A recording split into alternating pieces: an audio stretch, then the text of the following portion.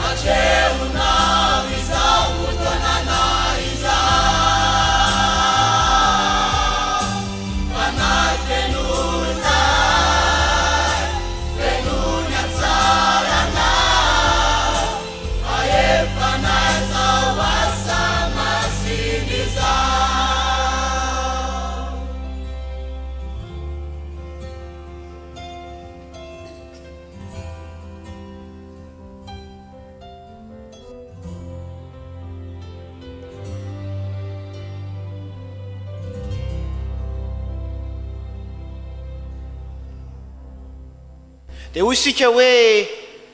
teolojian'ny fitiavana no mbarany jaona milazany amin'ny fitiavan'andriamanitra ny olony tiantsika ny tompo ka tsy manda zay rehetra manatona azy zay le voalohany teo tiantsika ny tompo tsy manda azy rehetra manatona azy manasanao nge za makina andininy fahenina amin'ny telopolo hoe sokafo foana ho iaho teo amin'ny jaona toko fahenina andininy efatra amin'ny telopolo hatramin'ny faefapolo no torotentsika an'io fa ny enina amin'ny telopolo no asaiko vakian'ny fiangonana raha sitrakareo indrindra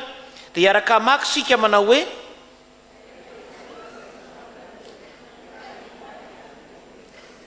toy izy andiny fa fito amin'ny telopolo rehetra men'ny raiko a no anatona ary zay manatona tsy mba ho laviko mihitsy amen mazava ny tenin'i Jesosy miresaka amin'ny mpianany ary zay ny contexte eto a miresaka amin'ny mpianana izy a ny amin'ny fiainana ankapobeny mihitsy ary eo moa zany raha tena jerena marina ny zava-misy dia miady hevitra momba ny mofo Jesosy ny mpianana iresaka amin'izay tsika eo amin'ny tapany faharoa fa hoe ahoana ary no ataonay dia hitantsika amin'ny 7 andininy 7 zany inona ary no ataonay ahazonay ny fiainana dia mamaly mazava Jesosy eo amin'io andininy fahenina amin'ny 3 hoe tsy mahita ny fiainana ianareo raha tsy manatona ary zay manatona tsy mba ho laviko mihitsy somary mahitsy moa ny tenin'i Jesosy mba tsy ilazana hoe masika eo amin'ny andininy fahenina amin'ny 3 zao ny tenin'i Jesosy eo a mangataka le olona hoe meo anay zany mofo zany dia hoy Jesosy efa nilazaiko taminareo fa nahita ihany nareo nefa maninona ozy tsy mino dia avy eo Jesosy miteny zay rehetra omen'ny raiko a no anatona ary zay manatona tsy mba ho laviko mihitsy ohatra ny tehiteny hoe tsy mino nareo dia tsy mahay manatona fa tsy mivantana moa Jesosy le miteny fa ataony ankolaka le izy fa zay tiany ambara eo dia tena zay mihitsy hoe raha mino ahy ianareo dia mahay manatona ary zay manatona dia tsy mba ho laviko mihitsy ary nareo miteny hoe meo anay zany mofo sy fiainana zany raha mahay raha mino ahy ianareo dia manatona ahy dia manatona ahy nareo tsy ho laviko dia meko an'le fiainana e fa ny olona tsy manatona azy ary zay ny dika i Jesosy moa tsy tehiteny hoe nareo nge tsy manatona ahy e fa anataonao hoe mahita ahy nareo fa tsy mino ahy fa raha ny tena marina zay ny tiany Jesosy teny hoe mahita ihany nareo fa nareo dia tsy mahay manatona ary tsy mahay manatona nareo satria tsy mino ahy zay le fitohizany hevitra tenen'i Jesosy nefa hoy Jesosy hoe fa raha manatona ahy ianareo dia ahoana ozy tsy mba ho laviko mihitsy ny olana zany dia any amin'le hoe raha atao mahitsy zany ny tiany Jesosy tenenina dia ny olana tsy ny any amin'le hoe tsy manome anareo no mofo ahy fa ny olana dia hoe tsy manatona ahy ianareo dia tsy afaka mahita an'le mofo sy fiainana ary mila manatona ny tompo isika fa izay ny tenin'i Jesosy hoe zay manatona ahy dia ahoana ozy tsy mba ho laviko mihitsy any amintsika zany ny fanalahidy any amin'le olona ny fanalahidy le olona manatona an' Jesosy fa rehefa manatona an' Jesosy Jesosy nge tsy handa azy mihitsy e Jesosy nge tsy hanosika azy mihitsy e Jesosy nge tsy hamerina azy mihitsy e fa mandray azy ary zany nge olona ambarak'izao andro iainantsika zao ny olona nge tsy mahay manatona an' Jesosy e ajarovako le eviteny le mpanao eviteny protestanta malaza indrindra era-tany dia zao ny teneniny ny olona nge ozy ny olombelona nge ozy men'Andriamanitra safidy foana e fa any amin'ny olona ny safidy fa tsy any amin'Andriamanitra fa ny dingina anjaran'Andriamanitra sy ny pahan'Andriamanitra efa vitany Andriamanitra manao premier pas foana vitany foana ny azy fa ny olana any amin'ny safidy ny olana ary hatramin'ny any amin'ny apokalipsy dia zao moa nanazavany teolojiana protestanta le hoe apokalipsy le hoe ahoana moa le apokalipsy toko fahatelo andininy faharoapolo zay hainareo tsy enjery le izy indro eo ambaravarana ka mandondony ahoana ny toyiny raha misy miaino ny feoko ka mamono varavarana dia ahoana ny toyiny dia hiditra ho aminy aho iarisa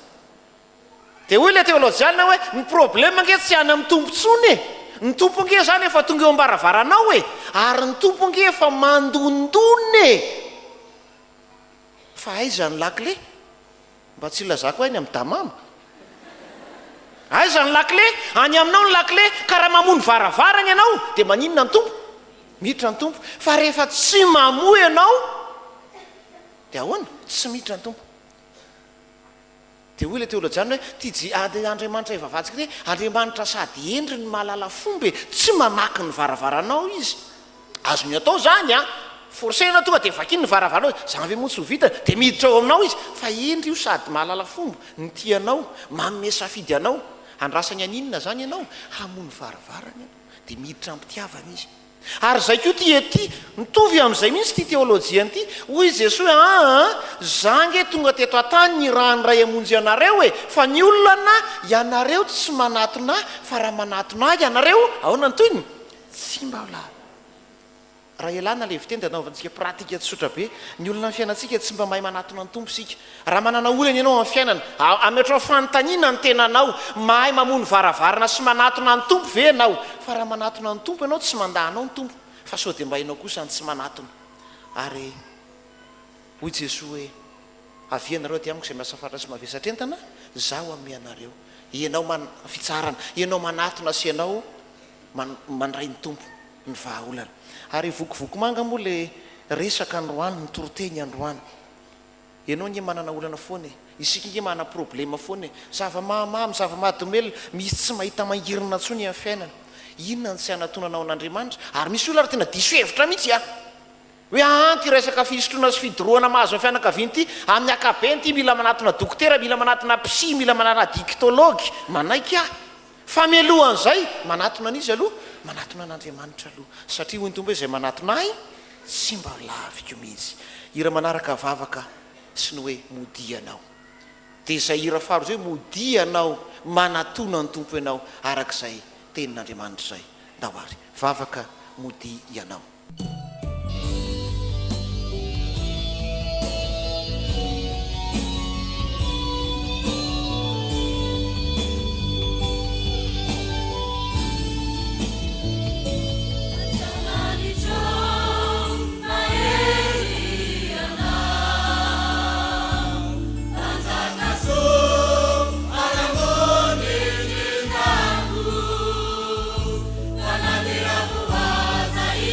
Ana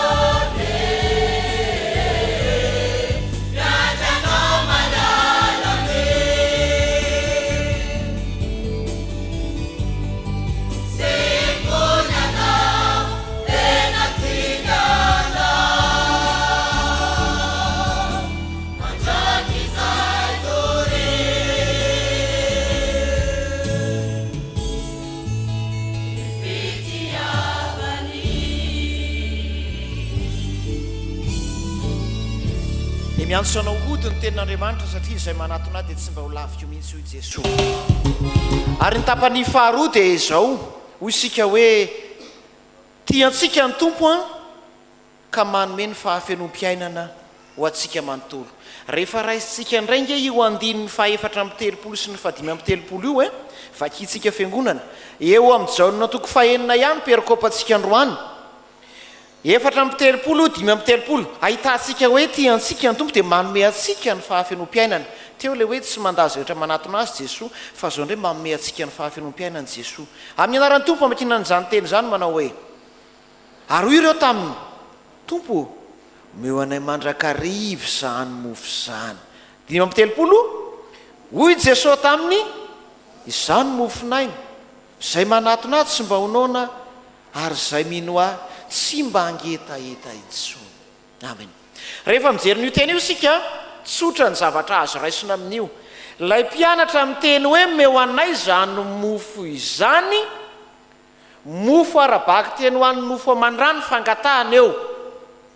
Teny anglisy ny teny grika mandika azy dia mazava tsara bread, mofo tena hoanina mihitsy. Fa ny avalin' Jesosy azy dia fiainana. Ary zay no nampiasany ny teny hoe tsy angetaeta intsony, honoana intsony. Le intsony io tsy ilazana n'le mofo angatahan'ny mpianatra Jesosy. Satria raha mihinana n'le mofo angatahan'ny mpianatra Jesosy izy, zany hoe mofo bread, mofo hoanina, afaka adiny valo dia maninona indray nono. Raha le ranona angatahan'ny mpianatra arabaky teny nomeny Jesosy azy, raha pitsy ihany dia aninona indray angetaeta indray. Fa nangataka zavatra ara-nofo le mpianatra dia nomeny Jesosy sady ara-nofo no ara-panahy dia nasiany teny hoe intsony. Ary ny teny grika miasa hoe intsony eto dia milaza hoe fahafoanany inona zany hoe avida, fahafoanany tsy ampy intsony mandrakizay, fahafoanany ny fiverimberenany, zany hoe tsy hiverina intsony le anohanina, tsy hiverina intsony ny etaeta ho afaka tanteraka ary tsy ara-nofo ihany fa ho ara-panahy mihitsy koa. Zany ny hevitry le intsony rehetra eto rehefa voasana ny hevitry hoe zay nona zay era dia tsy nona intsony, zay misora dia zay mino ahy tsy angetaeta intsony. Zany hoe mofo ny fiainana ao amin'ny tompo fa tsy eto an-tany ihany, ary rano famelombelomana ny fanahiny sy ny fiainana fa tsy ny ara-nofo ihany. Ary zay le hoe manome antsika ny fahafenona ny eny tompo hoe mangataka ampianatra ara-nofo ny nangatahany fa nameny tompo fahafenona feno sy tanteraka nomeny tompo azy. Rano ho amin'ny fahavelomana sy fiainana. Fa indraindray nge rehefa manao pratika tsika indray zany zao fa ikisaka amin'ny pratika fa zany moa ny heviteny rehefa mandray le andininy 34-35 tsika zany ny heviteny eo. Fa raha manao pratika nge tsika dia zao hoe mangataka amin'ny tompo sika indraindray dia mahazo ihany dia faly kanefa tsy ilay tena omeny tompo no azotsika. Mihinana isika fa tsy mihinana ny tenan'i Kristy, ary zay no mahatonga an'le hoe ny fandraisana fanasan'ny tompo hoe mofo sy ny rahan'i Kristy zavatra hita masy azo tsapaitanana ara-nofo zay. Fa ny milafika ao ambadika zay le filazan'ny Jean Calvin zao le signifie le signifie, ny milafika ao ambadika zay dia fiainana mandrakizay sy ara-panahy na dia ara-nofo aza no hitantsika. Ary zany io fianio hoe manome antsika ny fahafenona ny tompo. Sika indraindray dia tsy ny tompo no raisitsika. Raha mametraka fanontaniana zany tsika dia zao, ianao ve raha mangataka mofo dia mandray avy amin'ny tompo tokoa, ianao ve raha mangetaeta mangataka amin'ny tompo dia mandray avy amin'ny tompo tokoa, sa mandray any zavatra hafa. Vokovoko manga moa zany le resaka eto dia zay nitoro teny androany. Misy ange misotro ihany fa vao maika mangetaeta sika tsara ny tinambara amin'izany fa vokovoko manga moa le alahady androany. Ary misy mangetaeta dia misotro fa vao maika mangetaeta ary mitady lavitra no le teo ndray azy, ary tsy fanahy sy fiainana no azony amin'ilay zavatra sotrony fa faharavana sy fahampitehana. Azonareo ny tinambara amin'izao alahady mivokovoko manga zao, aza miazakazaka makany, aza miazakazaka makany. Fa ny tompo eto miteny anao manao hoe zay manatona ka mihinana tsy mba honono, ary zay misotro ny rano omeko tsy mba haninona intsony, tsy angetaeta intsony, mba miazakazaka aingana makany amin'izany, mba milomay manatona ny tompo ka mandray an'izay tenan'i Kristy sy ny ranon'i Kristy ho tena fiainan'izay. Satria fahafenona ho ahy fahafenona ho anao fahafenona ho atsika mino zany tena sy ny rahan Kristy zany ka nyteninany hoe zay manatinaty sy mba honaona ary zay mino tsy angetahita intsony le mino eto mantsy mino ny tenitsika dia andraisika azy hoe mino hoe croyance fa raha mino miasa amin'ny teny grika eto mampiditra ao anaty misotro ohatrany hoe misotro rano mihitsy ny teny grika eto dia mampiditra ao anaty mihitsy zay mampiditra ny Kristy ao anaty tsy mba angetahita intsony ary zay tira manaraka ty hoe fanoloratena atolory ny tenanao ho an'ny Kristy raiso izy minoa azy minoa arabaky teny ara-panahy io fa minoa arabaky teny amin'ny resaka fisotroana ny rany Kristy io mba tsy angetahita sy honaona intsony ianao fa tia atsika ny tompo manome atsika ny fahafenoan'ny fiainana manontolo hira manaraka fanoloratena dia enoy tsara ny tononkira dia atolory ny tenanao andray an'i Kristy sy ino an'i Kristy andray ny rahan'i Kristy ianao dahoary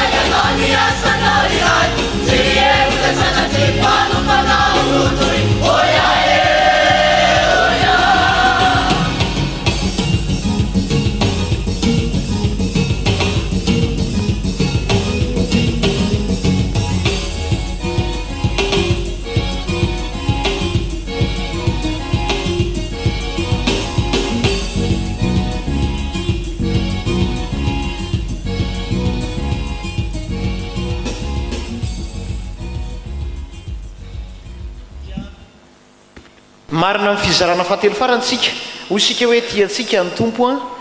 ny voalohany dia hoe tsy mandaza rehetra manatona azy tiantsika ny tompo dia teo amin'ny faharoa ny resaka sika hoe manome ny fahafenom-piainana manontolo atsika fa ny farany dia zao tiantsika ny tompo ka mampandresy atsika sy mamonjy atsika, mampandresy atsika sy mamonjy atsika. Tsy misy resy zany zay miaraka am' Jesosy. Jereo ingeny andininy fahaefapolo andininy 7:7 tsy miala am'izao na toko fahenina perikopatsika androany ihany sika. Andininy fa 7:7 sy fahaefapolo ndaovaka itsika fiangonana iray zany ahitantsika hoe mampandresy atsika sy mamonjy atsika io Jesosy ty antsika io. Amin'ny anaran'ny tompo manao hoe ary zao ny sitrapony zay naniraka Jesosy lay miteny teny tsy hamelako isy very zay rehetra nomeny ahy fa atsangako indray amin'ny andro farany izy. Fa izao ny sitrapony raiko dia ny ahazony zay rehetra mijery ny zanaka ka mino azy fiainana mandrakizay ary zaho anangana azy amin'ny andro farany. Amen. Tena fiainana mandrakizay sy fandresena no ambaran'i Jesosy amin'ny mpianatra eo. Tsy resaka fiainana eto an-tany tsony zany io resaka io, fa resaka hoe ho amin'ny fiainana mandrakizay. Tsy hisy ho very izay rehetra mino ahy, zay nomeny ray ahy, fa andova ny fiainana mandrakizay zay nomanina ho azy. Ary mazava ny teny Jesosy ahoana ho Jesosy? Zao ny sitrapony raiko zay naniraka tsy ny sitrapoko fa izay naniraka ary ilay naniraka dia tia anareo. Zay ny tia nytenenina ka ilay tia anareo dia tsy te hamela anareo hisy ho very na dia iray aza ary zay no nanirahany ahy. Dia rehefa toy isika zay fanazavan'izay dia zay ny jaona 3:16. Ahoana ny jaona 3:16? Fa toy izao no tiavan'Andriamanitra. Tsy hoe ny tiavan'i Jesosy ny tiavan'Andriamanitra. Zao tontolo zao ahoana ny toyny nomeny zanalahy tokana mba tsy ho very zay rehetra mino azy fanana fiainana mandrakizay. Dia namafisy Jesosy eto amin'ity jaona 6 ty ny jaona 3 igny. Zay ny teny Jesosy sitrapony raiko zay tia anareo tsy hisy ho very fa andova ny fanjakany lanitra ary anangana azy amin'ny andro farany. Dia asakasaka izay mbola mieritreritra ny tsy andova ny fanjakany lanitra fa hisafidy no very mampalahelo zany ry havana. Fa mifidiany ianao ho zanak'Andriamanitra izory ny lalana mahazanak'Andriamanitra mba handovanao ny fiainana mandrakizay fa tonga hamonjy atsika Jesosy. Ary zay nge le hoe ampandresy atsika mampieritreritra le teny eo am'le hoe zero tsara andininy faefapolo ahoana ozy zao ny sitrapony raiko dia ny ahazon'izay rehetra mijery ny zanaka ka mino azy fiainana mandrakizay. Ahoana ny toyny eo vakeo ahoana ny eo zao anangana azy amin'ny andro farany. Ny amin'ny fananganana ny maty ny hevitra io raha atao direkta dia hoe ny amin'ny fitsanganany tena maty ny fandresena ny fahafatesana zay fahavalo faratampony atahoran'ny olombelona indrindra eto amin'izao tontolo izao. Ho resena zany io ary ho atsangana amin'ny maty zay mino an' Jesosy. Zay ny tia nytenenina eo. Ho resena ny fahavalo faratampony ho an'izay mino azy. Ary sika ingeto amin'izao fiainana mandalo zao hoe iza moa no tsy manana olana ato anatin'izao toroteny zao. Raha eto sika no ampanangatanana hoe iza ny tsy manana problema, ampanangatanana iza ny tena tsy manana problema amin'ny fiainany. Raha misy manangatanana ohatry ny hafahafa ihany sa tsy hafahafa ary metametra-panontany hoe za tsy manana problema mihitsy dia hoy sika mbola normal ve le rangahy io. Raha ny tenin' Jesosy zany ianao manontany an'izay mety tsy normal satria zao resy ny fiainana ve ianao sa mandresy ny fiainana, resy ny fahafatesana ianao sa mandresy ny fahafatesana. Ary zay le teny misaotra masina fahafatesana voalohany sy ny fahafatesana faharoa manaraka mbola alava be raha nazavana an'izany fa ilazanany amin'ny hoe fandresena faratampony no nomeny Jesosy zay mino azy dia ny amin'ny ananganana maty.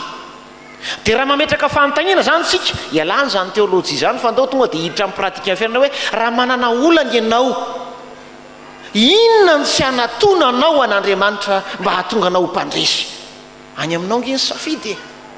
fa mazava ny tapany fahatelon'ny toroteny tiatsika Andriamanitra ka ahoana moa izy teo hamonjy atsika sy hanome atsika ny fandresena hampandresy atsika. Vokovoko manga moa le alahady androany dia miverina makany foana ny pratika atsika. Misy olo nge tena miteny misy za raha ty zavamamamy zava-matimely ty za mba tena mba teo afaka mihitsy efa mba afaka kely herinandro fa vao maheno fofona dia mitambolona indray fa ny fofona maherin'o Jesosy ve vao mahita ny zalamy manao troisième mi-temps dia efa go tsy le troisième mi-temps matanjaka fa hainao mihitsy ny tsy mbola nandray an' Jesosy ka mbola tsy nandray ny famonjena sy ny fandresena fa rehefa raisinao amin'ny finoana Jesosy dia hamonjy anao izy ary hatramin'ny fahafatesana aza resiny zay resaka troisième mi-temps sy ny fofona mampitambolina ve dia tsy ho resiny asa aloha fa raiso amin'ny finoana izy hamonjy anao sy hampandresy anao amin'izao alahadiny vokivoky manga zao ary zay moa no mahazatra hoe alahadiny vokivoky manga dia mitodika makany fa ny andavanandrom-piaina antsika aza ange misy olona nge rehefa mba miresaka amin'ny paster tena zany misy tena paster tsy eo aminao moa ny toeranako toerana inony toerany paster ava ny toerana misy anao hafa fa io samy mana ny toerana nametrahany tompo azy fa rehefa mino an' Jesosy ianao hamonjy anao sy hampandresy anao izy satria tia anao izy raha mandray azy ianao zay notakiny tompo sy angatany mamarina ny toroteny zany zao tsika raha tadidinao tsara zany afatra ny ten'Andriamanitra androany etiam-pamaranana